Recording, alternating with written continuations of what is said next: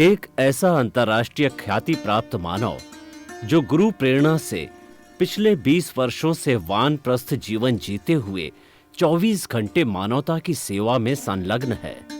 एक ऐसा मानव जो अभी राष्ट्रीय, अंतर्राष्ट्रीय टीवी चैनलों पर 7,500 एपिसोड के माध्यम से सनातन सत्य, आत्मविज्ञान एवं पुनरुत्थान, व्यवहार एवं निश्चय जगत के जीवनोपयोगी विषयों पर हृदय स्पर्शी प्रवचन कर चुका है। उस मानव का नाम है महात्मा उपासक प्रोफेसर डॉक्टर सोहन राज तातेड़। प्रोफेसर तातेड़ द्वारा योग, दर्शन, शिक्षा विषयों पर रचित पीएचडी स्तर के 250 शोध ग्रंथ भारत के 100 प्रतिष्ठित विश्वविद्यालयों में शोधार्थी पढ़ रहे हैं तथा वे सभी शोध ग्रंथ वहां की सेंट्रल लाइब्रेरियों में उपलब्ध हैं। महात्मा सोहन राज ने अभी तक हजारों स्कूलों, कॉलेजों, विश्वविद्यालयों एवं संस्थाओं में सेमिनार, वर्कशॉप, कैंप लगाकर लाखों विद्यार्थियों को योग, दर्शन, शिक्षा का प्रशिक्षण देकर उन्हें सुसंस्कारित किया।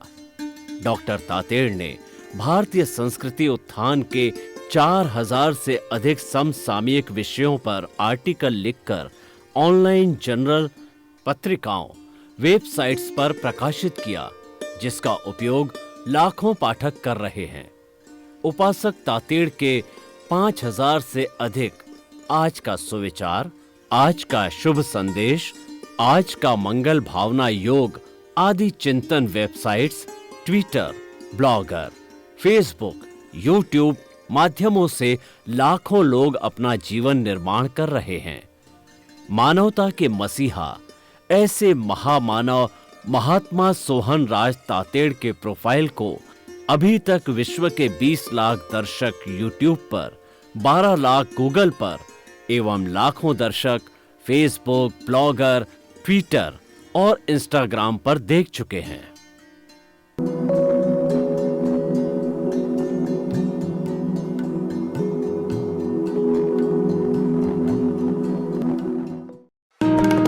सुनिए, देखिए, समझिए सनातन सत्य। जैसी दृष्टि वैसी सृष्टि, दृष्टि विज्ञान, कुदरत, कुदरती रचना एवं कुदरत के कानून से शाश्वत सुख की प्राप्ति। जोधपुर के परम पूज्य महात्मा उपासक प्रोफेसर डॉक्टर सोहन राज तातेड़ के निर्देशन में सनातन सत्य। जैसी दृष्टि वैसी सृष्टि, दृष्टि विज्ञान। भाई और बहनों, मातृशक्ति को नमन। लगातार सत्संग कर रहे हैं, लंबे समय से कर रहे हैं, कई दिनों से कर रहे हैं, पर क्या आपको थकान आई? मुझे तो नहीं आई। थकान कब आती है? जब विषय ऊब का होता है, इंटरेस्ट का नहीं होता है। इंटरेस्ट होता है तो रात को 12 बजे व्यक्ति भाग के वो काम करेगा। तो उस इंटरेस्ट को, इंटेंशन, इंटरेस्ट और वैल्यू, इन तीनों पे स्वामी जी बहुत जोर देते हैं कि हमारी ये मन, वचन, काया रूपी जो है, ये भुगतान है, हमारा पेमेंट है, इसको वैल्यू, इंटरेस्ट और इंटेंशन 0 कर देंगे तो फिर हमारी मुक्ति संभव है। ऐसा ये विज्ञान है और इस विज्ञान के लिए करना कुछ नहीं है। सबसे बड़ी बात है दृष्टि में लेना है, ज्ञान दर्शन के लेवल पर लेना है। ऐसी समझ देने वाले स्वामी जी के प्रति आप सभी की तरफ से जो अनंत अनंत कृतज्ञता। जय सच्चिदानंद। स्वामी जी, पिछले एपिसोड में हम बात करते करते कुछ बात मन में रह गई कि आप जो है लगातार अपने स्वतंत्र रूप से कई वर्षों से जो है आप ये विज्ञान की बात बता रहे हो, दर्शन में खुला हुआ है और आप रिसर्च करते हो और इतने यूट्यूब पे वगैरह सब, मतलब काफ़ी लंबा टाइम से विज्ञान को आपने खुला करके बताया है। तो ये बातें तो जो अपने पैरेलल, यानी कि जैसे अडालज वाला सिस्टम है, दीपक भाई वाला, या बड़ौदा वाला सिस्टम है, तो ये लोग भी इस विज्ञान को सुनते तो होंगे, क्योंकि जो है वो, ये तो यूट्यूब तो कॉमन है सबके लिए, पर्सनली वार्तालाप ना हो, लेकिन क्या उन्होंने, उनको इस विज्ञान के बारे में कभी इंटरेस्ट जागृत हुआ क्या, कभी आपसे प्रश्न किया क्या, और जो है वो जानकारी करनी चाहिए क्या, कि जो दादा का जो नहीं कर पाए वो आप कर रहे हो, बहुत बहुत धन्यवाद है, और बहुत सही आप चल रहे हो दिशा में, और आपके प्रति वो अच्छी सद्भावना रखे कि हम भी जो है इस दिशा में चलते रहे, तो क्योंकि ये तो जाना तो आखिर उस दिशा में ही है ना, शोध तो करनी है, और कौन करेगा, आने वाली जनरेशन करेगी। एक लेबोरेटरी बन जाती है, एक हॉस्पिटल बन जाता है, तो व्यक्ति तो चला जाता है, आता रहता है डॉक्टर, और नए नए लोग शोध करते रहते हैं। तो आपके पैरेलल जो लोग हैं, उनकी कोई कभी इस बारे में वार्तालाप कोई जो है वो हुआ या नहीं है, वो मेरे इंटरेस्ट का विषय मैं जानना चाहता हूं, और फिर मेरे साथ में क्या हुआ वो मैं आपको बताऊंगा। प्रश्न के लिए धन्यवाद। सबसे बड़ी बात यह है कि उसमें बहुत सारे मुद्दे हैं। ऐसा नहीं है कि विचारक लोग कम से कम ये विज्ञान बाहर आने के बाद भी उसको नहीं स्वीकारे, ऐसा तो नहीं हो सकता है, क्योंकि ये समझ में आता है। ये ऐसा नहीं है कि समझ में नहीं आता है, और विज्ञान हमेशा सरल, सहज, सुगम ही होता है, उसमें ज्यादा बुद्धि की आवश्यकता नहीं होती है, क्योंकि सिद्धांत के आधार पर है, और सिद्धांत के आधार पर एग्जाम्पल भी ऐसे होते हैं जो समझने में आपको आसान कर देता है, और इसीलिए किसी को समझ में नहीं आता है ये तो प्रश्न हो ही नहीं सकता। हाँ, मगर किसी को जानबूझकर नहीं समझना है तो हम क्या कर सकते हैं, इसमें कारण है। जानबूझकर नहीं समझने का मतलब होता है हम अभी दादा भगवान को फॉलो करते हैं। हमारा सेंटर में कौन है? दादा भगवान, ज्ञानी पुरुष के रूप में। अगर हम इसको मानेंगे तो सेंटर चेंज हो जाएगा। एक ये भय होता है। दूसरा भय ये होता है कि दादा भगवान ने हमको सब कुछ दे दिया है, अगर उनकी बात मानेंगे तो फिर ये होगा कि उन्होंने सब कुछ दिया नहीं है। और तीसरी बात ये कि अगर हम इसको मानेंगे तो फिर हमारे लेवल का क्या? हमको जो इतने हजारों लाखों लोग जो मानते हैं, फिर हमारा लेवल का प्रश्न क्या होगा? हमारा लेवल क्या रहेगा? तो ये बहुत सारी बातें अहंकार के रूप में बीच में आएगी। और मगर एक बात अच्छी है कि जब आपने कहा कि ये YouTube, टीवी के माध्यम से आ चुका है, और इतने सारे एपिसोड कहो, सत्संग कहो, जब पब्लिकली आ चुका है, किताब कहो, ये आ चुका है, तो सुनने वाले तो सब हो गए। ऑर्डिनरी व्यक्ति को, सामान्य व्यक्ति को, फॉलोअर्स को तो कोई तकलीफ है ही नहीं। कहीं से भी वो मोबाइल से देख सकते हैं, टीवी से देख सकते हैं, किताब में पढ़ सकते हैं, इसमें तो कोई दो राय नहीं है। तो वो पढ़ते हैं, सुनते हैं, समझते हैं, उनको लगता भी है कि ये बात तो सही है, और वहां सत्संग में प्रश्नोत्तरी भी करते हैं। जब प्रश्नोत्तरी जब सत्संग में आती है तो फिर उत्तर तो देना पड़ता है। तो फिर उसके उत्तर जो होते हैं वो 3 प्रकार के होते हैं। पहला उत्तर ऐसा होता है कि अभी तुमको ये समझने की जरूरत नहीं है। दूसरी बात ये होती है कि ये हमारे काम की बात नहीं है, आप आज्ञा का पालन करो, इसमें सब कुछ आ गया। और तीसरी बात ये होती है कि आपको आगे जाके समझ में आएगा, अभी आप समझे ना, जो लेवल आया तब समझ में आएगा। तो ऐसे करके वो बातों को टाल देते हैं। हो सकता है सबकी अपनी अपनी स्टाइल होती है उत्तर देने की, मैं मना नहीं करूंगा, मगर एक बात जरूर है कि भले श्रोता या वक्ता बोले या न बोले, मगर श्रोता तो समझने लगा है, इसमें कोई दो राय नहीं है। और प्रश्न के आधार से ही मालूम हो जाता है कि श्रोता सुन रहा है। तो ये होगा। मगर मैंने कहा ना, जब एक संप्रदाय बन जाता है तो संप्रदाय को कैरी ऑन करना और संप्रदाय के बाहर के व्यक्ति को स्वीकार करना, संप्रदाय वाले लोगों को, खास करके हेड ऑफ द पर्सन को, बहुत डिफिकल्ट हो जाता है। तो इसीलिए ये कोई नई बात नहीं है। तो समझते हैं, अंदर से स्वीकारते भी है, मगर बाहर से नहीं बोल सकते हैं। और बाहर से नहीं बोल सकते वो छोड़ दो, बाहर से उसको अंतर रखना पड़ेगा, तभी लोग यहाँ आके इसको फॉलो करेंगे। अगर थोड़ा भी बहुत इसके ऊपर वेट देंगे तो यहाँ से फिर यहाँ आ जाएंगे, तो उनको दिक्कत हो जाएगी। घेराबंदी। हाँ, नहीं, फिर वहां से छोड़ के यहाँ आ जाएंगे तो उनको दिक्कत हो जाएगी कि ये लोग चले गए। और हमारे यहाँ गुरु शिष्य का तो कोई प्रश्न नहीं है, संख्या का कोई प्रश्न नहीं है, तो इसीलिए दिक्कत उनको होगी, क्योंकि उन्होंने एक समुदाय बनाया है, संप्रदाय बनाया है, मंदिर बनाए, संस्था बनाए, और फॉलो करने के लिए इतने सारे स्वयं सेवक होते हैं। अगर ये कुछ धीरे धीरे कम हो जाएगा तो फिर वो चलाएगा कौन? सही बात। ये सिस्टम इतना बड़ा एम्पायर बनाया है तो उसको मैनेज मेंटेन करने के लिए पैसे भी चाहिए, व्यक्ति भी चाहिए, स्वयं सेवक भी, सब कुछ चाहिए, तो उनके लिए वो सही है।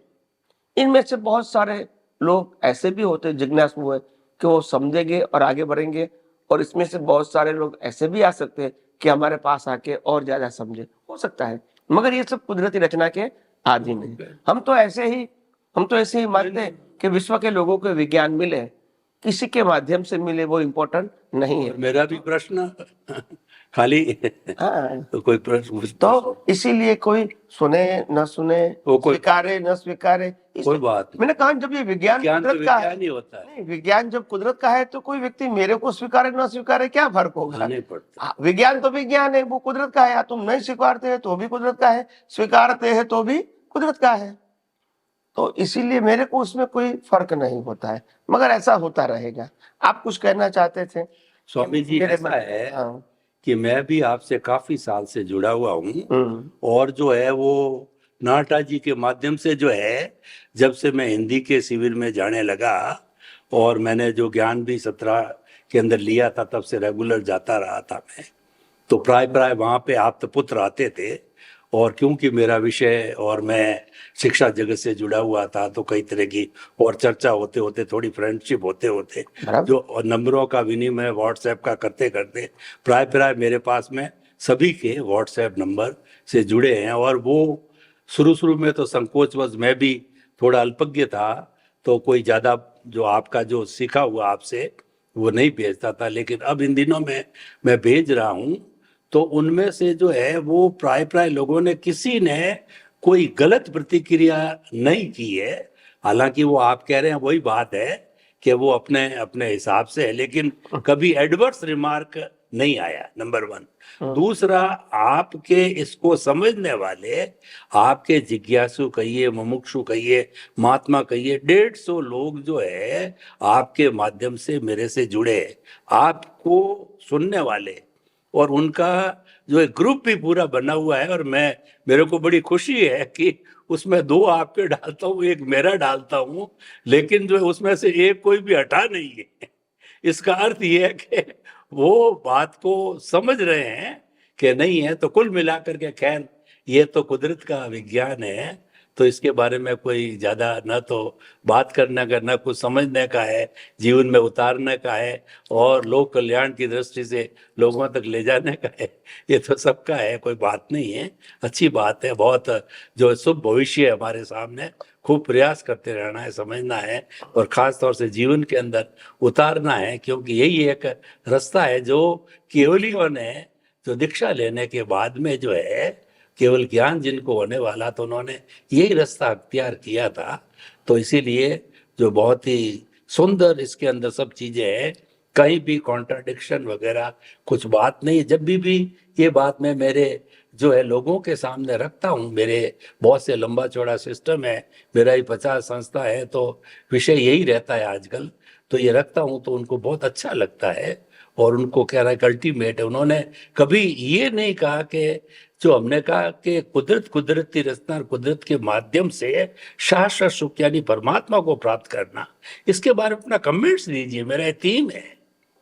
तो उन्होंने कहा कि हम कमेंट्स क्या दें, कुदरत तो हम सबकी माँ है, आप बता रहे, हम भी जानते हैं कि सभी जन्म देती है, पालती है, पोसती है, सब कुछ करती है, तो उसके अपनी माँ को कोई डाकन थोड़ा ही कहता है। हमारी मारवाड़ी की दृष्टि से कोई गुंजाइश ही नहीं है, और परमात्मा तो बनना ही है। फिलोसॉफी का स्टूडेंट का जो है मोक्ष, जो हमारा जो है धर्म, अर्थ, काम और मोक्ष है, तो कोई गुंजाइश ही नहीं है दोनों ध्रुव के अंदर, तो इसके अंदर और कोई कटाक्ष होता ही नहीं है।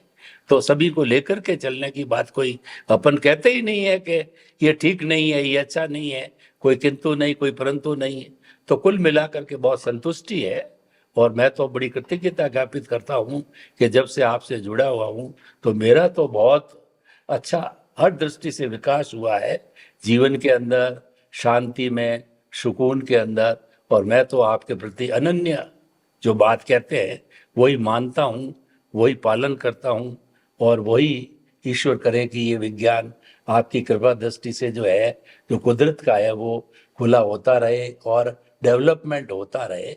बस यही आपसे आशीर्वाद और चाहता मेरी हूं। मेरी साथ में यही भावना है कि जितने भी आप्त पुत्र कहो, साधु संत सन्यासी कहो, या जो भी प्रवचनकार कहो, सभी लोग एक विज्ञान सुने, समझे, उपयोग करे, अनुभव करे और अपनी भाषा में दुनिया के सामने पेश करे। यही मेरी भावना है।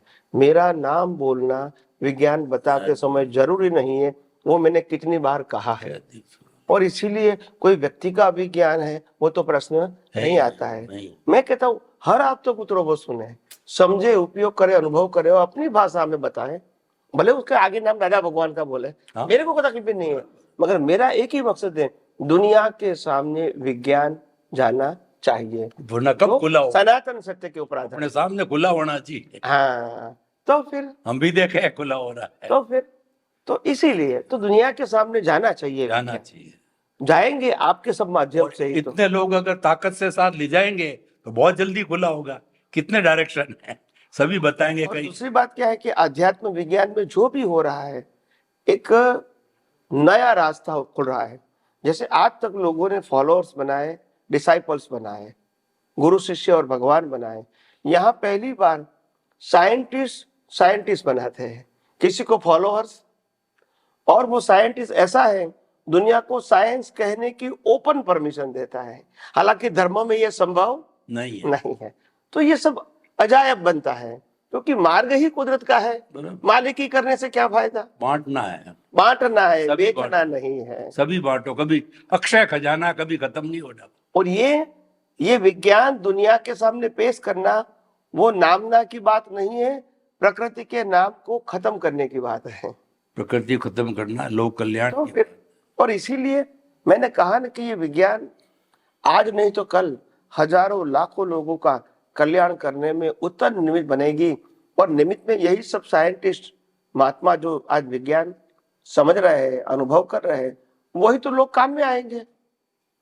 और पूरे भारतवर्ष में कहो या विश्व में ये विज्ञान आगे बढ़ने वाला ही है। लोग थिंकर लोग ढूंढ रहे हैं कि धर्म से ऊपर कुछ होना चाहिए, और धर्म से ऊपर सिर्फ यही है, बाकी सब धर्म संप्रदाय के अंदर है। तो इसीलिए हम मानते हैं ऐसा कि ये विज्ञान हजारों लाखों लोगों के पास जाए और लोग अपने जीवन में अनुभव के मार्ग में आगे बढ़े और मुक्ति पाए। यही मेरी तो प्रार्थना और भावना है। स्वामी जी, आपका बहुत बहुत धन्यवाद। बड़ा खुशनुमा सब चीज को लेते हुए। तो अब मैं अगला प्रश्न करना चाहता हूं कि सब कुछ कुदरत का है, ए टू जेड मालिक एक ही है। तो एक बड़ा सेठ मालिक है, वो कुदरत है। तो उस कुदरत के अंदर ये द्रव्य क्षेत्र काल भाव और जो है, जो कहना चाहिए कि जो व्यवस्थित है, ये सारी चीजें कुदरत की मानी जाती है। तो ये कुदरत किस तरीके से उपयोग में लेती है द्रव्य क्षेत्र काल भाव को, व्यवस्थित कब कहा जाता है, व्यवस्थित क्या है, तो उसको कृपया थोड़ा अच्छी तरह से खोल करके बताइए, ताकि कि कुदरत का जो खजाना है हम खोल करके और लोगों तक जो है पहुंचावे और लोग उसका भरपूर फायदा उठावे, उसके अंदर हम निमित्त बने। वो हमारी जो है आपकी भावना है, मेरी भी भावना है कि इसको बांटना है। तेरा तुझको अर्पण, मोह का क्या लागे मोरा। तो कृपया ये थोड़ा बताइए, द्रव्य क्षेत्र काल भाव और जो है वो व्यवस्थित। प्रश्न के लिए धन्यवाद। सबसे बड़ी बात यह है कि ये जो विज्ञान है, वो विज्ञान कुदरत किस प्रकार से उसका उपयोग करती है, उपयोग नहीं करती है। अवस्था तो अपने आप बनती है, अवस्था, और एक साइकिल होती है। क्या होती है? साइकिल, जिसको कहते हैं लॉ ऑफ नेचर। जैसे सुबह होना, दोपहर होना, शाम होना, रात होना, फिर सुबह होना, ये क्या है? साइकिल है। इसको लॉ ऑफ नेचर कहते हैं। तो ये चलता ही रहेगा। और कुदरत का साइंस भी इस प्रकार का है कि दिन होगा, रात होगा, कभी लंबा दिन होगा, कभी लंबी रात होगी, ये सब होता रहेगा। ये भी साइंटिफिक सर्कमस्टेंशियल एविडेंस है। कभी पूनम होगी, कभी अमास होगी, ये भी साइंस ही है और वो भी कुदरती रचना है। तो मेरा कहने का मतलब ये है कि ये जो साइंस है, वो साइंस में क्या होता है, अवस्था बनती है, तत्व वही का वही है। वही रहता है। और तत्व के पीछे लोग अवस्था में फंसे हैं और अवस्था को अपनी मालिकी मानते हैं, अपनी प्राप्ति मानते हैं, अपना अचीवमेंट मानते हैं। बस ये ज्ञान है। आपने देखा होगा कि पैसा विनिमय का साधन है। क्या है? विनिमय। पैसे में ताकत नहीं है। जहां तक गवर्नमेंट ने उसको मान्य किया है वहां तक ताकत है। मान्य नहीं करेंगे तो पुराने नोट खत्म हो गए, वैल्यू क्या रहेगी? जीरो। तो ये विनिमय का साधन है, ये ओनरशिप का साधन नहीं है, ये वैल्यू नहीं है। ये सिर्फ व्यवहार में उसको व्यवहार के लिए वैल्यू के रूप बनाया गया है। वो वैल्यू कभी भी खत्म कर सकते हैं। ऐसे जीवन में हर अवस्था की वैल्यू हमने बनाई 5 इंद्रियों के माध्यम से और उसी में ही हम फंस गए। अगर वो कुदरती रचना के रूप में देखोगे तो वैल्यू 0 हो जाएगी। एक व्यक्ति का जन्म, जीवन, मृत्यु, ये पूरा पैकेज कुदरती रचना है। एक व्यक्ति रोडपति से अब्जोपति बने और दूसरे व्यक्ति अब्जोपति रोडपति बनी, ये भी क्या है? कुदरती रचना। इसमें किसी ने कुछ पाया नहीं है, कुछ खोया नहीं है, क्योंकि न कुछ लाता है न कुछ ले जाता है। इसलिए पाने का खोने का तो प्रश्न सफरिंग है ही नहीं, सफरिंग है। तो ये ब्रॉड विजन से जब समझ में आता है कि the world is not to achieve anything but only for suffering has for your previous birth cause, तो फिर धीरे धीरे मोह खत्म हो जाएगा कि मैंने पाया, मैंने खोया, ये सब्जेक्ट नहीं रहेगा। तो इसीलिए मैंने कहा कि धीरे धीरे ये जो संजोग बनते हैं, वो संजोग के अंदर धीरे धीरे आपको ये लगना चाहिए कि ये जो हो रहा है 5 इंद्रियों से अनुभव में आ रहा है, ये सब कुदरत का ही है। इसमें मालिकी भाव करना या मैंने किया बोलना या मैंने भुगतान किया बोलना या मेरा है बोलना, ये सब भ्रांति है। ये हो रहा है अवस्था के रूप में और मैं शाश्वत के रूप में हूँ। मैं अवस्था के रूप में नहीं। मैं सभी अवस्थाओं को जन्म से मौत तक पास होती हूँ, देखने वाला हूँ। और जन्म, जीवन, मृत्यु किसका है? जो टेम्पररी उसका है। मैं तो परमानेंट हूँ, मरने के बाद भी मैं रहूंगा। तो इस प्रकार की पैकेज, पूरा जीवन का पैकेज और जीवन की अवस्था की कोई वैल्यू नहीं है। ये सब अवस्था है। तत्व तो वही का वही है, उसमें प्लस भी नहीं है, माइनस भी नहीं है। ये अवस्था के रूप में आपको प्लस माइनस दिखता है। आज मेरे पास 5 किलो सोना है और इसकी प्राइस है, तो मेरे को लगता है मेरे पास बहुत मिलकत है। कल वो अर्थक्वेक हो जाए और वो सोना जमीन में चला जाएगा, कोई वैल्यू नहीं है, क्योंकि वैसे भी कुदरत का है। ये वैल्यू तो अवस्था के आधार है। अभी 1000 साल के बाद, 500 साल के बाद जब लोग सोने को नहीं पहचानते थे, तब वो खड्डा खुदा और सोना निकला, क्या वैल्यू रहेगी? कोई नहीं, जानते ही नहीं है तो आप समझे कि नहीं? सही बात। डायमंड निकला मगर जानते ही नहीं उसकी वैल्यू क्या, तो कांच जैसा लगेगा। तो ये सब मैंने कहा कि ये अवस्था की माया जाल है और लोग उसमें क्या है? फंस गए हैं। तो हमको तो ये सभी अवस्था को कुदरती तरह देखना है, जिसमें मालिकी भाव, कर्ता भाव, भोक्ता भाव करना नहीं है, क्योंकि वैसे भी है नहीं। तो ये विज्ञान का पूरा पैकेज उसके ऊपर आधारित है। और लोग क्या समझते हैं कि भाई आपने कहा द्रव्य, क्षेत्र, काल, भाव, ये कोई भी बीज का फल जो है वो द्रव्य, क्षेत्र, काल, भाव के ऊपर आधारित है। ऐसे परिणाम नहीं आते हैं। और इसीलिए कहते हैं ना कि समय से पहले, क्या बताया? समय से पहले और समय के और बाद किस्मत से ज्यादा किसी को कुछ नहीं मिलेगा। समय से पहले भी नहीं मिलेगा और किस्मत से ज्यादा और कम भी किसी को कुछ नहीं। और इसीलिए आपको मैं बहुत स्पीड करूंगा, मैं कोई साधना करूंगा, मैं कोई भक्ति करूंगा, मैं कोई ईश्वर का नाम ले लूंगा तो मेरे को ज्यादा फल मिलेगा, जल्दी मिलेगा, ये भ्रांति है। न जल्दी मिलेगा न बाद में मिलेगा, अब उनके समय पे, क्योंकि ये कुदरत का कानून है। तुम्हारी भक्ति समय पास करने के लिए सहायक हो सकती है मगर समय नजदीक लाने के लिए सहायक नहीं। नहीं है। तो ये सबकी अपनी अपनी भ्रांति होती है, क्या करेंगे। एनीवे, दुनिया में तो ऐसा ही चलता रहेगा, और मैं मानता हूं कि ये दुनिया के अंदर से ही हमको मुक्ति का मार्ग ढूंढना है। स्वामी जी, आपका बहुत बहुत धन्यवाद। बहुत सुंदर आपने एकदम टेंशन फ्री रहने के लिए बताया कि हमारा शरीर कुदरत का, श्वास कुदरत की, जन्म लेते हैं कुदरत का, माता पिता कुदरत देते हैं, सब कुछ कुदरत का है, और ये विज्ञान भी कुदरत का है। तो हमारे पर बोझ क्या है?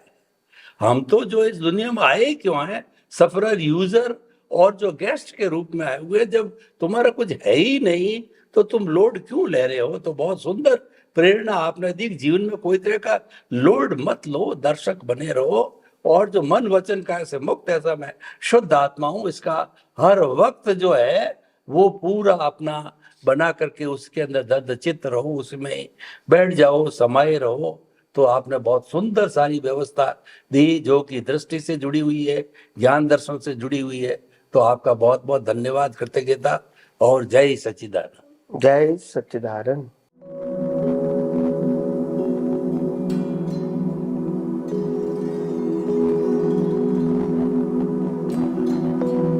एक ऐसा अंतर्राष्ट्रीय ख्याति प्राप्त मानव जो गुरु प्रेरणा से पिछले 20 वर्षों से वानप्रस्थ जीवन जीते हुए 24 घंटे मानवता की सेवा में संलग्न है।